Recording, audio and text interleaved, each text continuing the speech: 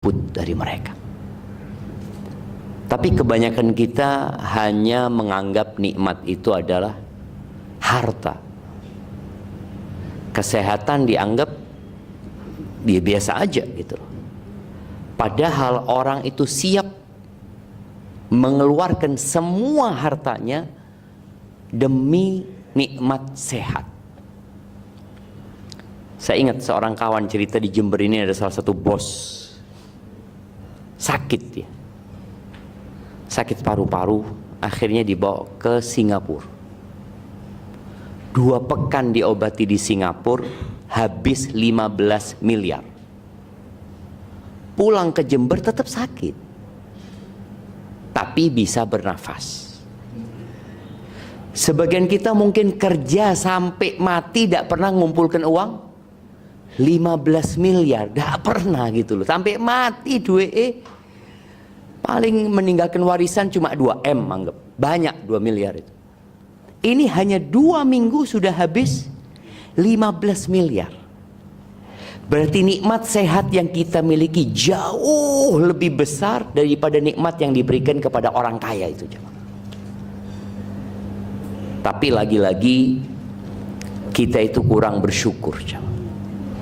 Ni'matani, kata Nabi SAW, ada 2 nikmat, maghbunun fihima katsirum minan nas, yang kebanyakan manusia lalai untuk mensyukurinya, tidak dianggap nikmat. Apa 2 nikmat itu? Sehat dan waktu luang. Pengangguran itu nikmat enggak, Jam? Loh, nikmat, jamaah. Nikmat. Artinya orang itu nganggur, dia bisa hatam Al-Quran 3 hari sekali. Kalau sibuk kayak bapak, kalau antum di sini sibuk, sulit mau menghatamkan Al-Quran. Kadang-kala nunggu Ramadan baru hatam. Ditanya sama istrinya yang sudah punya istrinya, nah lihat masih muda-muda semua ini, belum punya istri.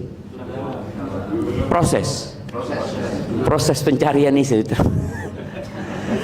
Ada sebagian itu yang Ramadan baru golek Quran. Jadi Ramadan itu baru tanya, mana Qurannya? Tetapi ketika orang itu nganggur, jemaah, orang itu nganggur, ada banyak nikmat sebenarnya, tapi dia beranggapan itu bukan nikmat lagi. Dan yang kedua tadi nikmat sehat ya. Kita dikasih sehat ini, alhamdulillah, bisa sampai ke tempat ini, duduk di bawah. Apalagi yang muda-muda ini masih bebas makannya. Kalau yang tua sudah dikurangi nikmatnya. Yang di atas umur 40 tahun ke atas itu kalau mau makan sudah nggak pakai mulut lagi, sudah pakai otaknya. Dia perhitungkan ini. Iki kolesterol, minggir. Ini asam urat, minggir. Terus makan apa, cuma? Itu dikurangi nikmatnya. Maka alhamdulillah kita bisa berkumpul di sini. Dan nikmat yang paling agung itu nikmat menuntut ilmu agama. Alhamdulillah nih, imigrasi atau kantor imigrasi memberikan kesempatan antum ndak ngolek duit toh. Sekali-kali ngolek ilmu gitu loh. Oh, dulu saya belajar, Ustaz. Kapan? SD. SD berapa jam belajar agama? 2. Oh, lali sampai lali. 2 jam. SMP sama 2 jam. SMA 2 jam. Kuliah, yang kuliah 1 semester atau nanti ada yang 2 semester. Setelah itu nggak ketemu sama agama, nggak ketemu lagi. Kapan ketemu agama lagi? Mati, disolati. Sebagian seperti itu ya. Maka alhamdulillah ketika dan kita tahu semangat pemerintah kita memang ya, ke depan ini ingin bagaimana ya karakter anak bangsa itu menjadi lebih baik. Yang tentunya salah satunya adalah dengan belajar agama ini ya. Maka semoga Allah Azza wa Jalla memberikan kepada kita ilmu yang bermanfaat yang bisa kita amalkan dalam kehidupan ini. Allahumma salli wa sallim wazid wa barik wa an'im ala abdika wa rasulika sayyidina wa maulana Muhammadin wa ala alihi wa ashabihi ajma'in. Ya Allah, semoga salawat dan salam senantiasa tercurahkan untuk baginda Nabi kita Muhammad sallallahu alaihi wasallam, untuk keluarga beliau, untuk istri-istri beliau, untuk putra-putri beliau, dan untuk seluruh sahabat Nabi. Semoga Allah meridai kita bersama mereka. Amma ba'd. Ya, tema kita, jangan diperbudak dengan dunia. Memang kita melihat ya, orang kalau ke masjid sama ke tempat kerja lebih semangat kemana? Ke tempat kerja. Kadang-kala subuh tidak sembahyang, kerja tepat waktu. Ada yang subuh, alhamdulillah Ustaz, subuh walaupun telat. Jam berapa sholat subuh? Tadi 6:30, alhamdulillah. Oh, subuh 6:30. Nah, alhamdulillah Ustaz, anak punya sohib tidak sembahyang Ustaz, anak masih sembahyang. Jadi dia membandingkan dalam urusan agama dengan yang lebih buruk. Kalau urusan dunia, dia membandingkan dirinya dengan yang lebih baik. Dilihat HP temannya, apa? iPhone 17. Wis tutuk Jember iPhone 17. Ketika dia parkir motor, dia akan lihat apa? Motor-motor yang lebih bagus. Motor yang lebih jelek nggak dipandang sama dia. Ketika dia ngelihat rumah, dia lihat rumah yang lebih mewah. Rumah yang lebih jelek nggak dia pandang, karena dianggap orang ini tidak sukses. Yang sukses itu ini loh, pakaiannya seperti ini, mobilnya seperti ini, rumahnya seperti ini. Ahibati fillah, anak ingin antum semua buka handphonenya. Buka handphonenya sama. Yang punya handphone, yang nggak punya nggak usah buka. Buka aplikasi Qur'annya. Yang sudah download, yang belum download, download dulu jamaah. Masuk Quran tidak on apa? HP-nya nggak ada aplikasi Quran. Quran terjemahan. Nah, buka surat Fatir, surat nomor 35. Surat Fatir. Supaya paling tidak antum keluar dari sini ada yang dibawa gitu loh. Kemarin anak ikut pelatihan sertifikasi dosennya. Salah satu yang dibahas itu, orang lain itu sudah membaca dan menulis, Ustaz. Kita bangsa Indonesia ini masih ngomong mbek ngrungokno. Wes itu, lek kongkon ngomong, Allahu Akbar. Makanya kenapa kafe-kafe laris disediakan buat orang-orang ngomong mbek ngrungokno. Sedangkan negara-negara lain, dicontohkan Brunei Darussalam, itu di kampusnya itu disediakan gazebo yang di situ mereka membaca, menulis, mengkaji. Tapi kalau kita masih ngomong Ustaz, dan ngurung-ngurung, maka anak kepingin antum membaca. Paling nggak ada yang dibaca hari ini. Ya, surat Fatir ayat 5 dan 6. Siapa yang mau baca? Nah, fadhal. Ya, berikan mic-nya Mas Ismi. Ini beliau.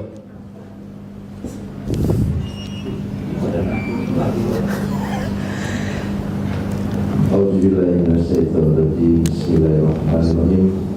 Ya ayuhan nasu inna wa'dallahi haqqo. Haqqo qala nabulana. Fala nabulana. Tagur. Taghurranna umul hayatid dunya wala yaghurrannakum billahil gharur.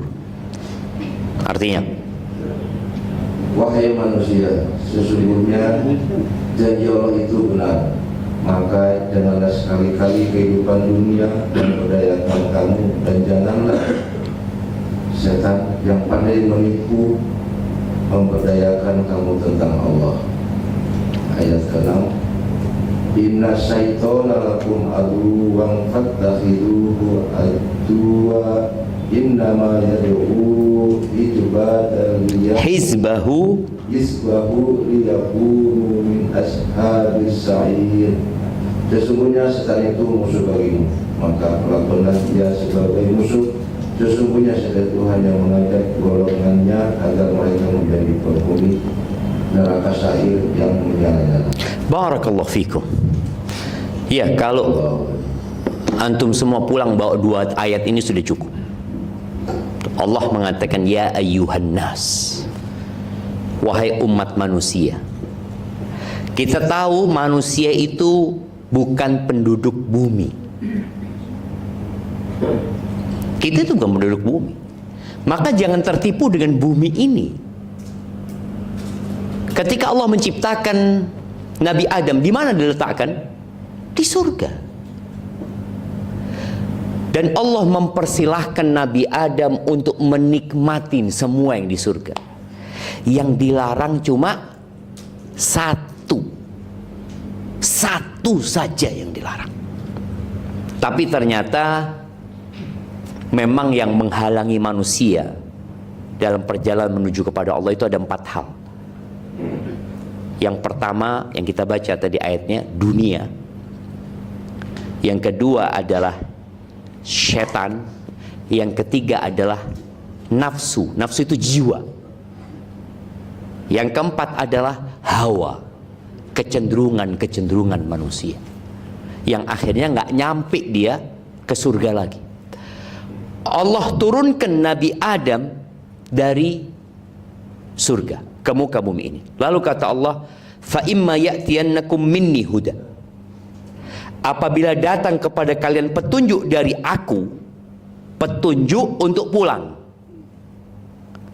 Jadi kita udah dikasih peta sama Allah. Ini peta kalau diikutin, ya seperti kita sekarang ada aplikasi Google Map, walaupun kadang-kala menyesatkan. Ya.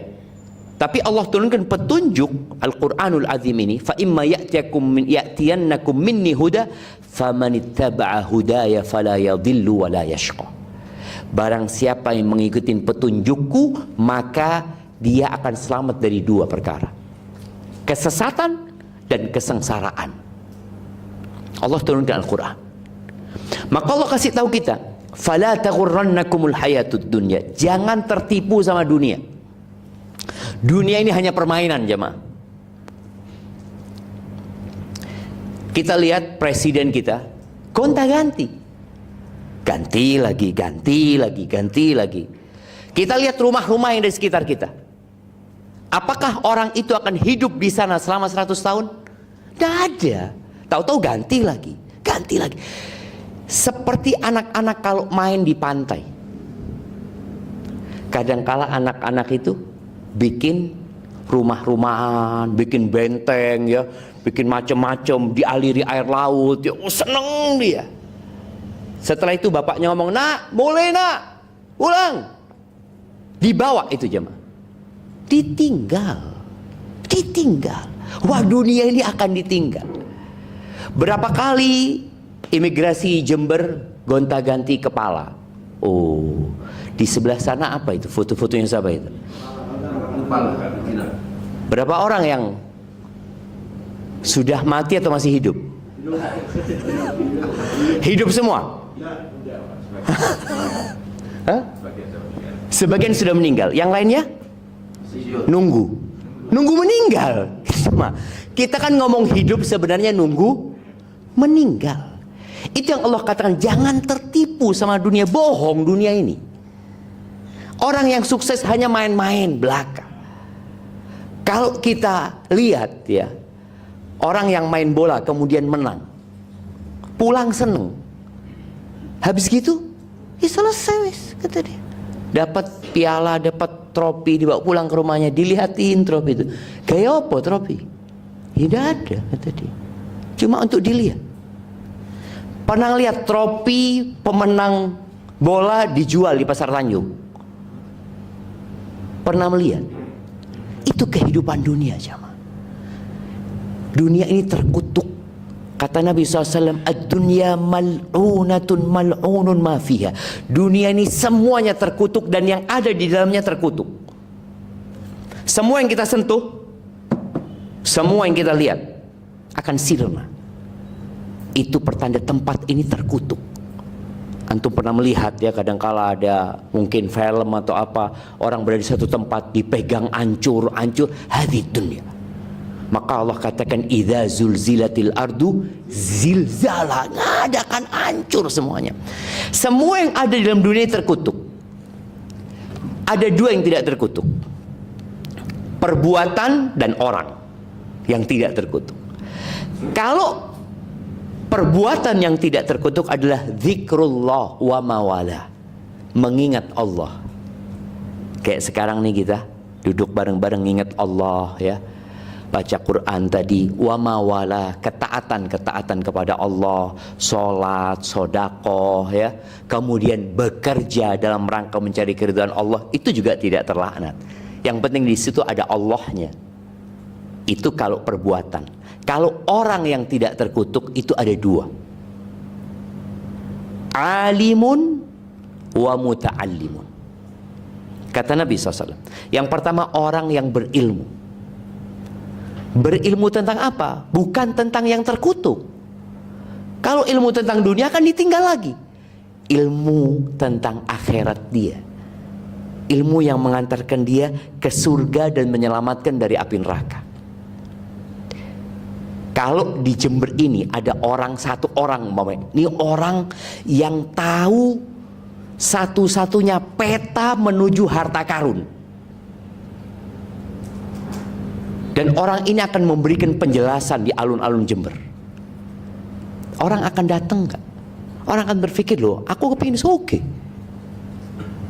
maka dia akan datang. Maka nih orang yang alim, yang memberitahu, yang mengajarkan tentang bagaimana jalan menuju ke surga dan jauh dari api neraka. Yang kedua, wa muta'allim, orang yang mau belajar. Maka kita dalam rangka supaya tidak terkutuk, maka kita ngaji. Jadi penipu pertama itu adalah dunia. Cuma dunia ini memang menyilaukan. Nabi SAW mengatakan, inna dunya hulwatun khadirah. Dunia ini hulwah, manis dan hijau.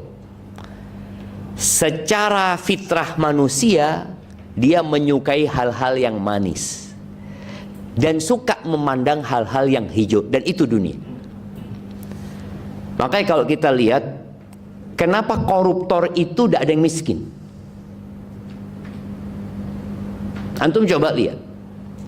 Kalau orang miskin korupsi, mungkin rakyat mengatakan, ya kesian lah, memang dia tidak punya rumah, gitu loh.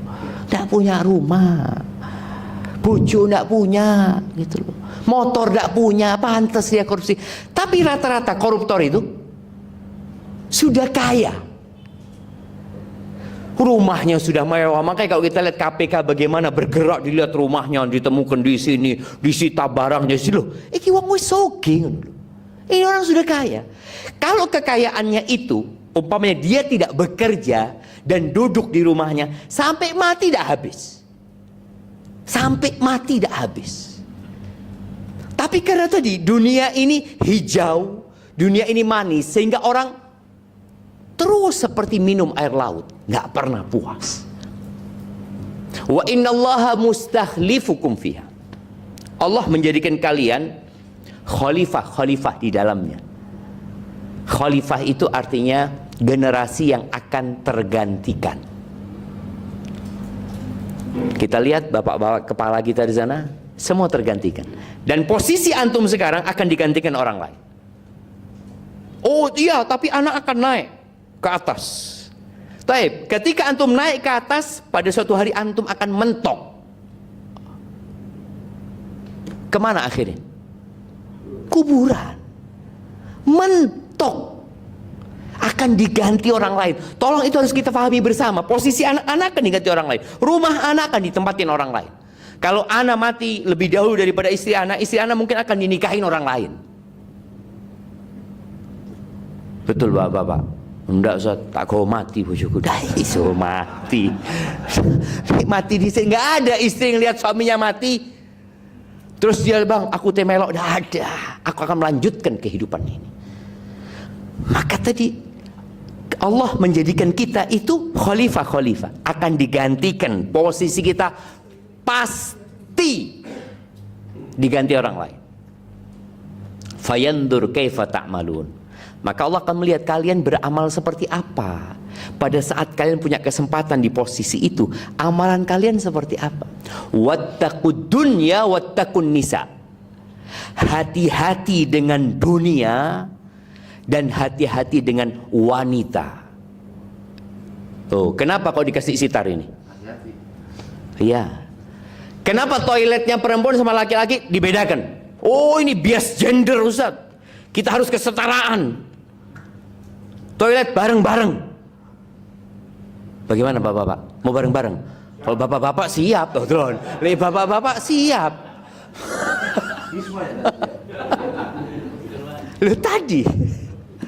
Wattaqud dunya wattaqun nisa. Hati-hati sama dunia, hati-hati sama perempuan. Fa inna awwala fitnati bani Israel kanat fin nisa. Yahudi itu rusak gara-gara perempuan. Itu kata Nabi SAW. Awal fitnah yang merusak itu mereka. Maka kita disuruh berhati-hati. Ahibati fillah. Terus sikap yang tepat seperti apa menghadapi dunia ini? Kalau tema kita jangan diperbudak sama dunia. Iya, seharusnya dunia itu di tangan kita, bukan di atas kita. Capek orang itu kalau gendong dunia, kesel jemaah. Tapi letakkan di tangan dunia itu, jangan di hati.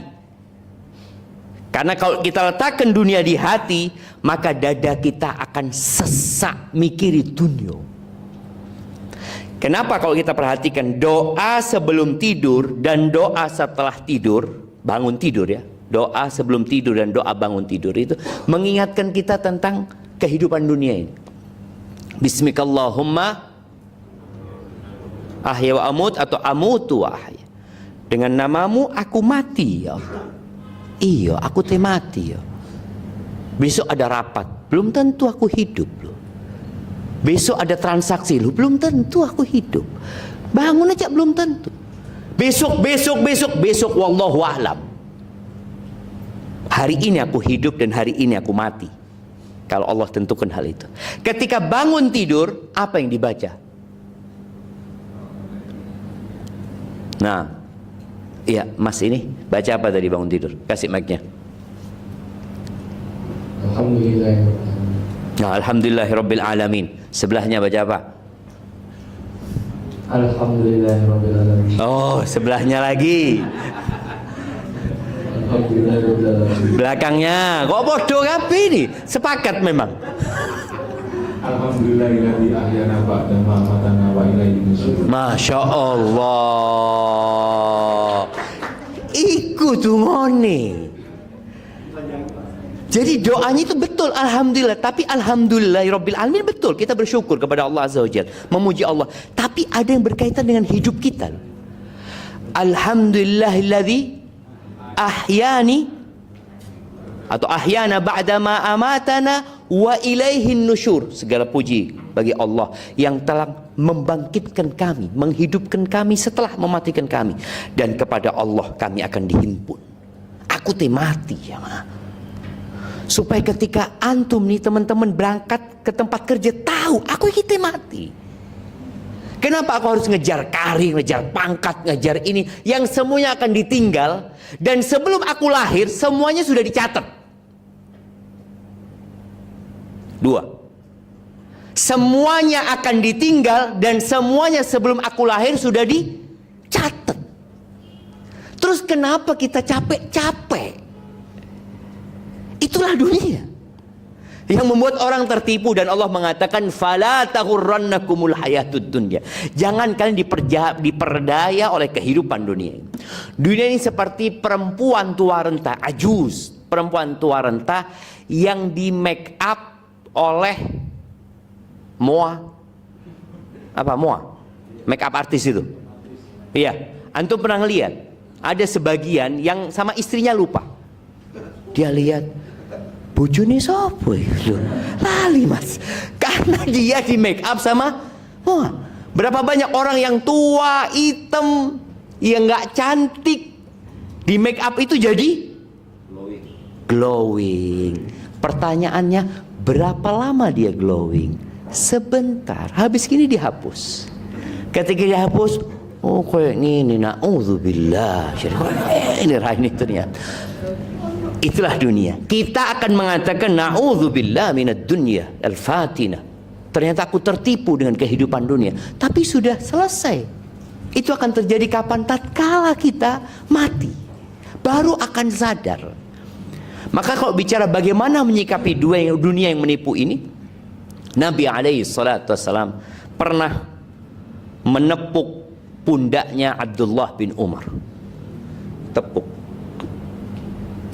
Lalu beliau mengatakan, kun fid dunya ka'annaka gharibun aw abiru sabil. Jadilah engkau di dunia ini seperti orang asing. Orang asing, antum ini di sini ngurusin orang asing. Berapa lama izin tinggalnya? Apa ada istilah yang 5 tahun, kitas terus kitab terus mati? Oh enggak sih, belum ada proses untuk mati sih. Iya. Kita lihat orang asing itu adalah orang yang dia nggak akan tinggal menetap di tempat indah. Saya cuma sebentar. Apalagi kalau turis yang hanya visanya 4 bulan umpamanya. Dia tahu saya cuma 4 bulan, nggak kepingin punya rumah apa. Antum kan banyak duitnya gitu. Buat apa saya punya rumah di Jember? Saya ini turis. Nih izin tinggal saya cuma 4 bulan. Nggak kepingin beli mobil. Loh, buat apa beli mobil? Saya sewa aja. Rumah ngontrak, kata dia. Motor ngontrak aja, sewa, kata dia. Itu yang 4 bulan. Yang 1 bulan apalagi? Apalagi cuma 7 hari. Jemaah haji Indonesia yang berangkat haji berapa lama di sana? 40 hari ya. Kalau antum nyambangi jemaah haji, tanyai, Pak, enggak beli rumah di Mekah sana? Kira-kira antum enggak disawat bik gelas? Ya apa loh? Aku di petang puluh dino tuh koma. Ya enggak lah di hotel di sana, kata dia. Loh iya, di Madinah 8 hari. Enggak tuh koma di Madinah. Astagfirullahaladzim, mikir lu. Cuma ulung dino. Kita di dunia itu tidak sampai sehari jemaah. Oh iso. Makanya Allah katakan nanti ketika hari kiamat, ka'annahum yauma yarawnaha lam yalbathu illa 'ashiyatan aw duhaha. Nanti ketika kiamat terjadi, orang akan tahu ternyata hidupan dunia itu cuma ya sore atau pagi. Enggak sampai sehari. Dan memang 1 hari di akhirat itu seperti 1000 tahun. Kata Allah Azza wa Jalla. Kalau antum baca Al-Quran, Allah mengatakan, wa inna yawman inda rabbika ka'alfi sanatin mimma ta'udun. 1 hari di sisi Tuhanmu seperti 1000 tahun perhitungan manusia. Siapa yang hidup 1000 tahun? Makanya Nabi SAW ketika beliau tidur di atas tikar ya, kemudian tikarnya itu membekas di lambung Nabi SAW. Ada garis-garisnya.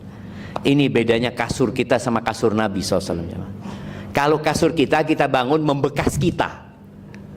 Jadi ada bekasnya manusia di atas.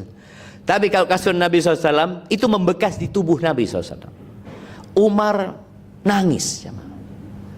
Ngelihat orang yang paling dicintai Allah, orang terbaik yang pernah menginjakkan kakinya di muka bumi ini, hidup susah gitu. Lalu Umar mengatakan, ya Rasulullah, Kaisar wa Kisra, Kaisar Romawi dan Kisra itu sebutan Raja Persia. Mereka hidup bergelimangan harta, dalam kemewahan, dalam kenyamanan.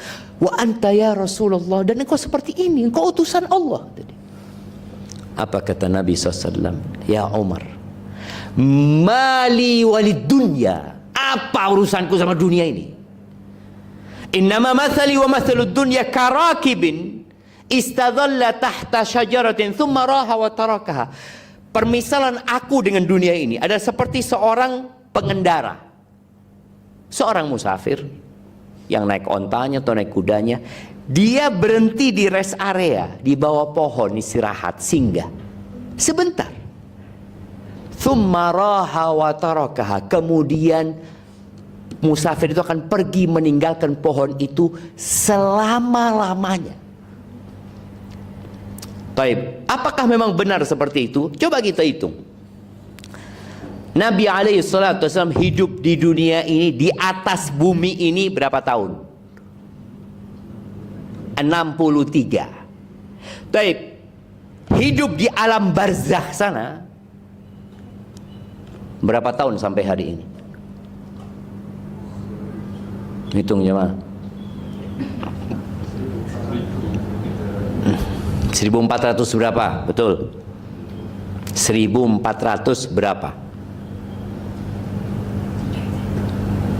Jemaah. Nabi SAW meninggal 12 Rabiul Awal tahun 11 Hijriah. Sekarang tahun 1447.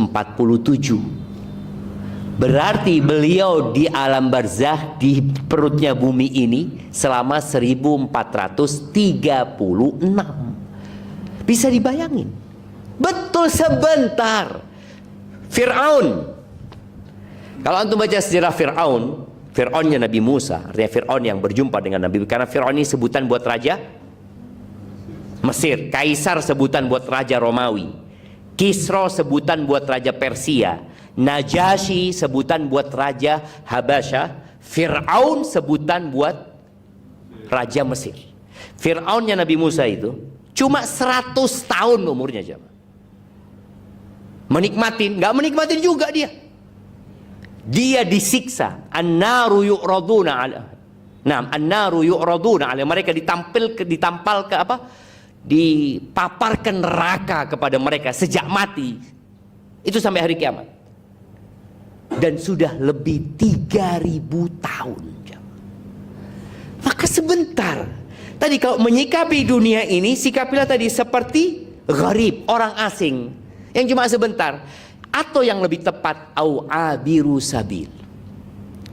Abiru sabil ini mungkin tepatnya diterjemahkan orang yang sedang transit. Orang asing itu kadangkala seneng akhirnya menetap. Orang asing itu, dia tahu dia dapat izin tinggal cuma 1 tahun ya. Tapi kadangkala dia seneng ngurus bagaimana supaya Anda bisa tetap di sini.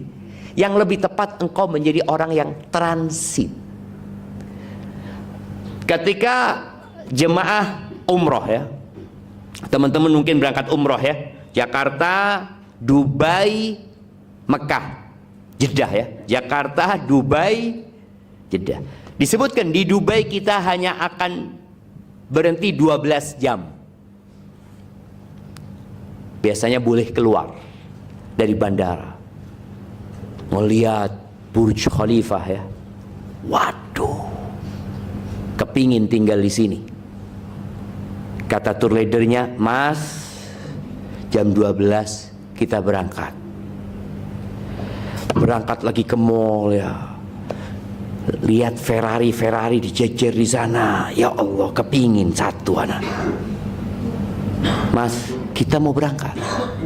Kita mau berangkat. Maka kita, orang yang transit itu selalu sering melihat jam. Terus dia berhenti dengar suara juga. Pesawat ini, oh bukan. Pesawat ini, oh bukan. Itu orang transit. Kenapa? Karena dia takut waktunya berangkat dia nggak ada di situ. Akhirnya ketinggalan pesawat. Ruwet urusannya. Makanya kita sering di dunia ini dengar, apalagi sekarang dengan adanya mikrofon ya. Subuh-subuh kadang-kala anak di perumahan, Inna lillahi wa inna ilaihi rajiun. Aduh, sopo sing budal di sini? Fulan. Nanti suatu hari akan ada sebutan Inna lillahi wa inna ilaihi rajiun, telah meninggal dunia, nama kita disebut, jamaah. Kenapa? Ya kita memang transit di sini. Maka orang transit itu tidak mikir untuk bawa barang banyak. Enggak, anak transit soalnya harus bawa barang nanti pindah, enggak, sudah. Terus gimana? Anak beli barang atau anak kirim barangnya. Maka itu yang seharusnya dilakukan di dunia ini. Boleh punya rumah di dunia, tapi ketahui rumah antum nggak lama. Motor antum akan ditinggal. Bagaimana antum punya motor di sana? Bagaimana antum punya rumah di sana? Ada seorang ayah. Waktunya sampai jam 2 menit lagi jemaah. Iya. Ada seorang ayah di Solo. Ana diceritai sama orang tua di Bondowoso. Ayah ini setiap beli sesuatu selalu dia beli 2. Sampai uang belanja di rumahnya 2. Kalau sebulan habis 5 juta, 5 juta dikasihkan ke istrinya, 5 juta dikasihkan ke pesantren atau ke anak yatim. Beli baju selalu 2 dia, buat dia dan buat orang. Sampai beli mobil 2 aja. Anaknya protes ketika beli mobil. Ayah beli mobil, oke lah kalau baju 2, makanan 2, oke. Kalau mobil, ya mungkin anak-anaknya lah dikasihkan, jangan dikasihkan orang gitu, seperti itu. Kata sang ayah mengatakan, nah abah ini bukan hanya ingin naik mobil di dunia, abah ingin naik mobil di akhirat sana nanti. Nah, ini mobil bakal ayah tinggal, harta ayah akan ditinggal semuanya, kalian yang akan bagi-bagi nantinya. Tapi bagaimana ayah punya bekal di sana? Dan Allah sebutkan ya, ketika orang ini mati, yang dia inginkan sedekah. Hatta idza jaa ahadahumul maut. Allah mengatakan wa anfiqu mimma razaqnakum min qabli an ya'tiya ahadakumul maut fayaqula rabbi laula akhartani ila ajalin qarib. Orang itu akan mengatakan, wahai Rabbku, undur umurku sedikit saja. Dia kepingin apa? Fa as-saddaq, aku pengen sedekah. Maka di antara cara kita itu untuk menghadapi dunia ini, perbanyak sedekah dari hasil yang baik. Setiap dapat gaji, pikirno omanya ana di akhirat. Istri loh, ana kepingin punya istri juga di akhirat gitu loh, bukan cuma di dunia. Ini yang bujangan-bujangan. Bagaimana antum berusaha untuk memperbanyak sedekah? Dan usahakan bicara sedekah ini sudah punya perjanjian sama diri kita. Contohnya, pokoknya anak akan sedekahkan 10% gaji anak. Bukan zakat ya. Kalau zakat 2,5%, dan itu setiap tahun. Setahun sekali baru wajib zakat. Tapi ini sedekah. Gajinya 2 juta, 200.000 anak sedekahkan. Saya bukan sedekah, nabung jemaah. Bicara sedekah kan kita berpikir hilang uang. Enggak hilang. Maka usahakan seperti rutin, lama-kelamaan kecintaan kepada dunia itu akan luntur. Kita akan berpikir seharusnya sedekahnya lebih banyak. Kenapa? Karena anak akan ke sana. Semakin tua umurnya, iya ya. Anak belum punya rumah di sana. Kalau pengen punya rumah di surga, salah satunya adalah membangun masjid. Sedekah masjid 2.000. Beli pulsa tiap hari, entah berapa dia lakukan. Barakallahu fiik, itu yang dapat Anda sampaikan. Jangan tertipu dengan kehidupan dunia, jangan tertipu dengan syaitan yang menghalangi kita, jangan tertipu dengan nafsu kita yang selalu membisikkan keburukan, jangan tertipu dengan kecenderungan kita. Kenapa handphone itu macam-macam modelnya? Karena manusia punya kecondongan, walaupun dia nggak butuh dia akan beli. Maka tahan diri kita, usahakan kita memikirkan akhirat kita juga. Hadza wallahu a'lam bissawab. Barakallahu fikum. Baik, untuk sesi selanjutnya, sesi tanya jawab akan dibuka dengan 2 pertanyaan dari bapak-bapak dulu. Silakan, ada yang mau bertanya.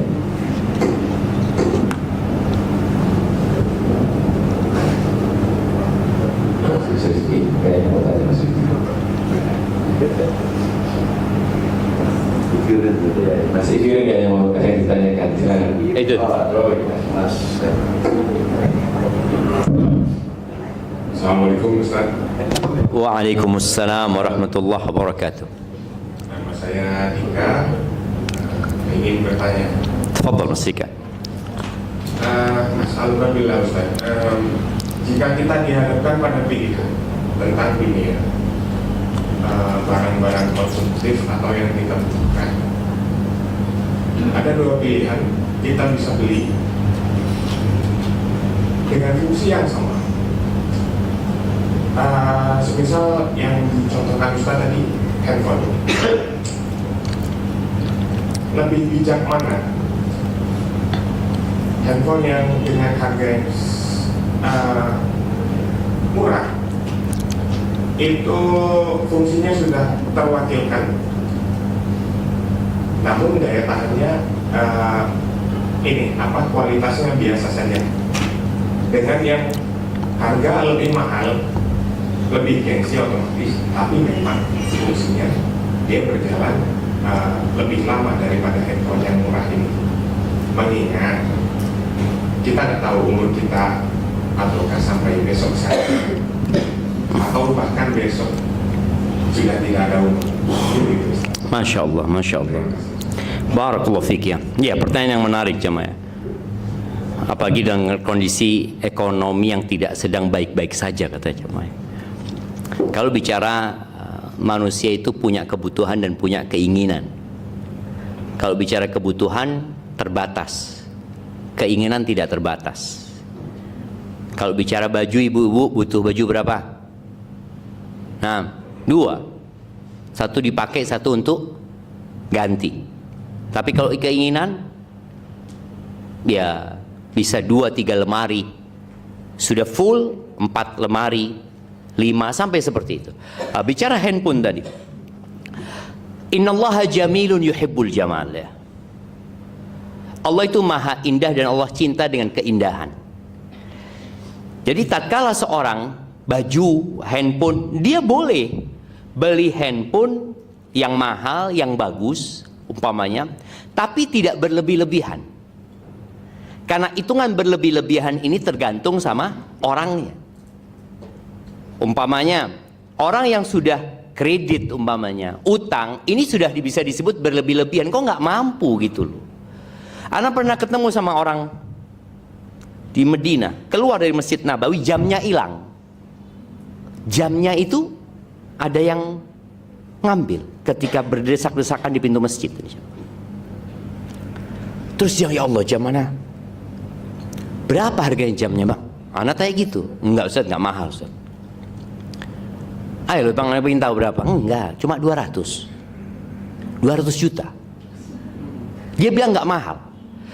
Ternyata setelah ngobrol Ana makan malam sama dia itu punya pelabuhan di Kalimantan yang sehari itu 500 juta. Jadi 200 juta itu mahal apa murah? Murah jemaah buat dia. Maka kembali kepada orangnya. Kadang-kala buat orangnya itu berlebih-lebihan dia. Kenapa? Dia tidak mampu. Itu loh motor, kredit dia. Dia mampunya 3 juta. Bisa nggak kita beli motor 3 juta? Bisa nggak jemaah? Tapi dia beli yang 35 juta. Karena mengikuti nafsu tadi. Maka kalau bicara mana seharusnya yang dipilih sesuai dengan kemampuan. Engkau mampu mana? Dan tadi dikatakan ini mahal Ustaz, tapi bagus, lebih awet. Ya sudah, belilah hal itu. Kalau memang mampu lagi. Wa illa semua yang bagus-bagus mesti mahal gitu. Tapi kita nggak mampu. Nasihat ana jangan sering masuk ke marketplace. Itu termasuk godaan dunia. Karena kita ditampilkan dengan hal-hal yang kita nggak membutuhkannya. Dulu orang ke pasar itu, pasar ini tempat yang paling dibenci sama Allah ya, pasar ini. Paling dibenci sama Allah. Ana ngomong sama istri Ana, kalau ke pasar tolong catet yang mau dibeli apa. Karena kadang-kala mbak-mbak ini ke pasar, kalau nggak nyatet, dia mau enggak, Ana mau beli kos kaki kata dia. Pulang bawa sak kresek gitu. Loh apa sak kresek ini kata dia. Isi, oh ini murah, ini diskon, ini promo loh.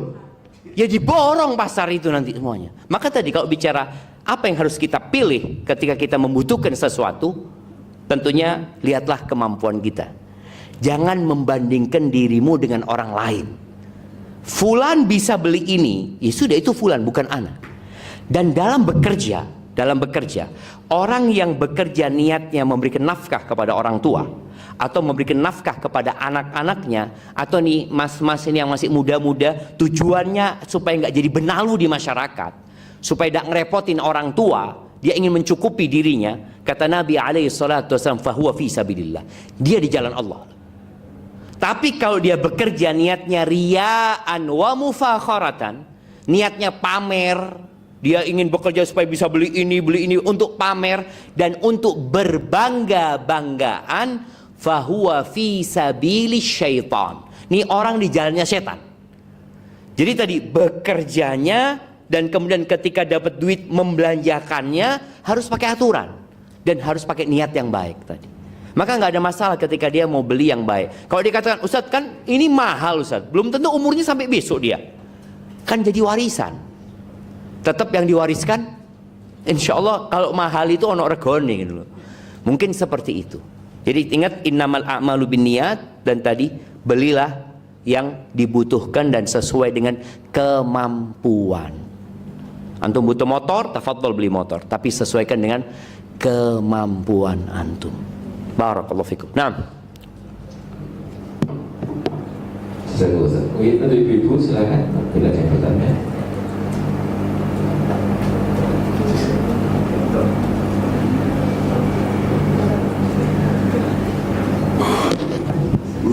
iya monggo ibu-ibu.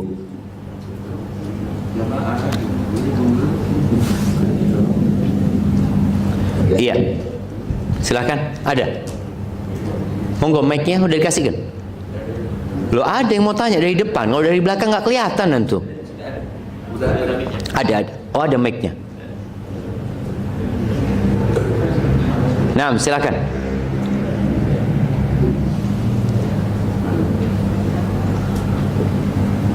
Oh, tidak rebutan mic mereka. Nah silakan, ini ada yang apa Mas Sudi?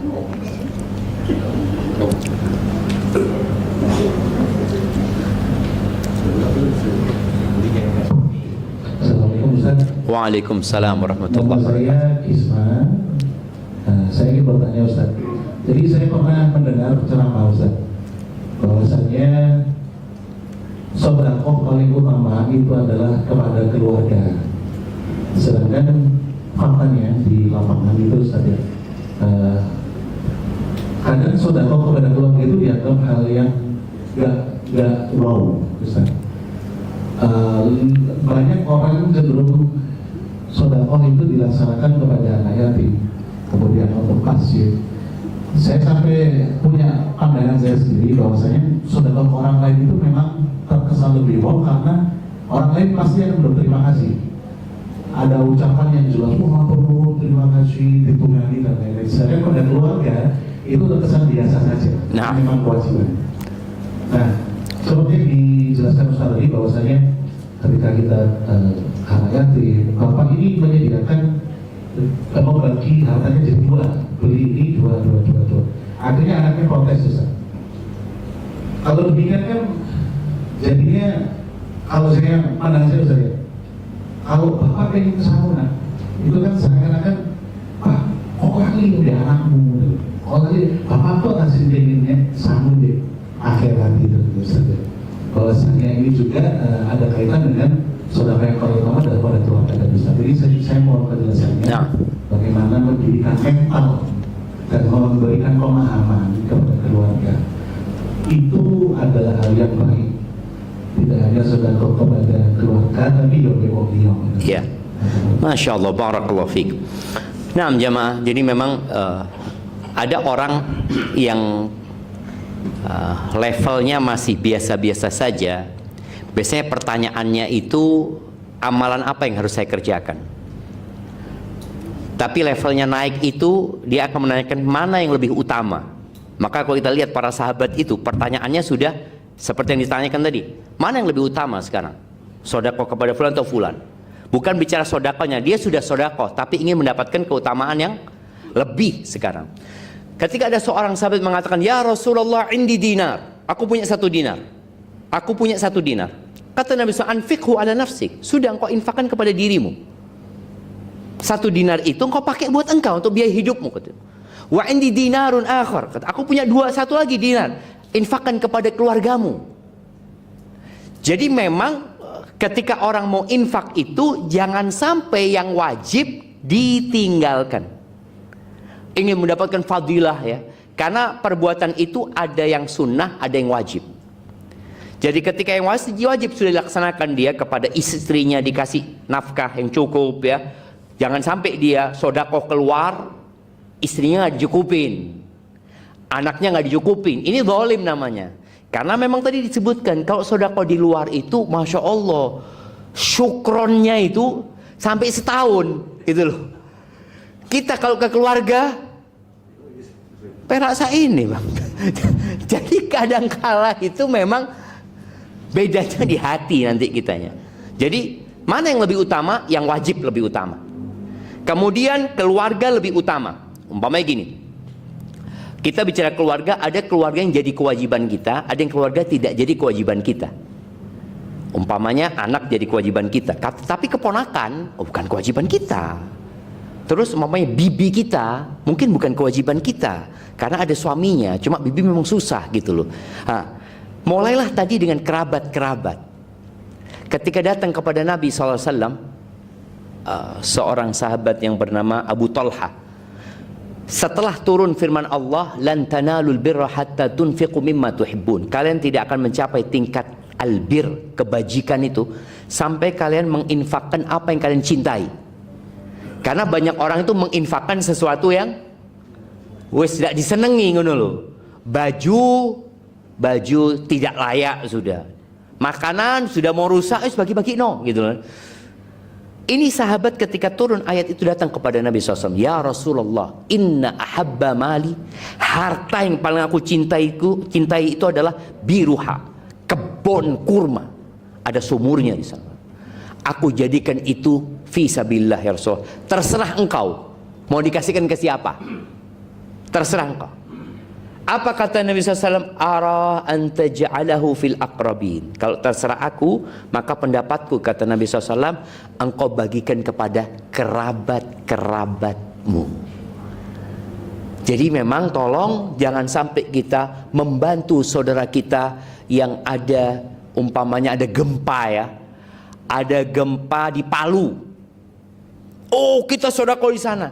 Ketika musibah itu nasional, insya Allah yang peduli banyak. Tapi kalau keponakanmu, adikmu, kakakmu, siapa yang peduli? Ya kita yang tahu dengan kondisi mereka.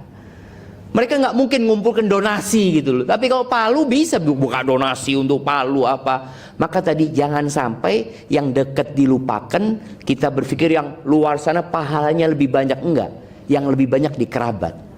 Tapi kalau sudah kerabat, ya tadi orang lain. Tadi orang tua itu kenapa tidak bagi-bagi sama anaknya? Kalau dia berikan kepada anaknya, mungkin dia tidak mendidik anaknya juga.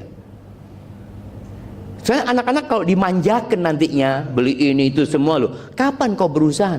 Tapi bapaknya kan ngomong jelas kalau bapak mati, jadi warisan buat kalian. Nggak jadi warisan buat sekolahan itu nggak ada. Warisannya tetap buat anak-anaknya. Mungkin seperti itu. Wallahu a'lam bishawab. Jazakallah khair.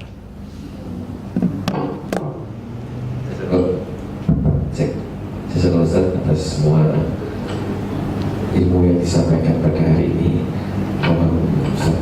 Untuk menutup dengan Barakallahu fiik ya. Ada doa yang sering dibacakan Nabi SAW kalau beliau bermajlis dengan sahabatnya. Beliau mengatakan, Allahumma qsim lana min khasyatik ma tahulu bihi bainana wa baina ma'asik. Ya Allah, bagikan buat kami rasa takut kepadamu yang dengannya kami terhalangi dari perbuatan kemaksiatan. Wa minat ta'ati ma tuballighuna bihi jannatak, dan berikan kepada kami kepatuhan dan ketaatan kepadamu yang dengannya engkau sampaikan kami ke surgamu. Wa minal yaqini ma tuhawwinu bihi alaina masaibat dunya, dan berikan kepada kami keyakinan yang dengannya musibah-musibah dunia menjadi ringan. Wa matti'na bi asma'ina wa absarina wa quwwatina ma ahyaitana waj'alhu al-waritha minna. Ya Allah, jadikan kami bisa menikmatin pendengaran kami, penglihatan kami, kekuatan kami sampai kami mati, dan jadikan itu warisan kami. Waj'al tha'rana 'ala man zalamana wansurna 'ala man 'adana. Jadikan balasan kepada orang-orang yang menzalimin kami, ya Allah. Tolonglah kami menghadapi orang-orang tersebut. Wala taj'alid dunya akbara hammina wala mablagha ilmina. ولا تجعل مصيبتنا في ديننا ولا تجعل الدنيا أكبر همنا ولا مبلغ علمنا ولا تسلط علينا من لا يرحمنا. Ya Allah, jangan jadikan musibah menimpa dalam urusan agama kami, dan jangan jadikan dunia ambisi kami yang paling besar dan puncak dari keilmuan kami, dan jangan jadikan pemimpin buat kami orang-orang yang tidak mengasihi kami. Rabbana atina fid dunya hasanah wa fil akhirati hasanah wa qina adzaban nar. Wa subhana rabbika rabbil izzati amma yasifun wa salamun alal mursalin walhamdulillahi rabbil alamin. Assalamualaikum warahmatullahi wabarakatuh.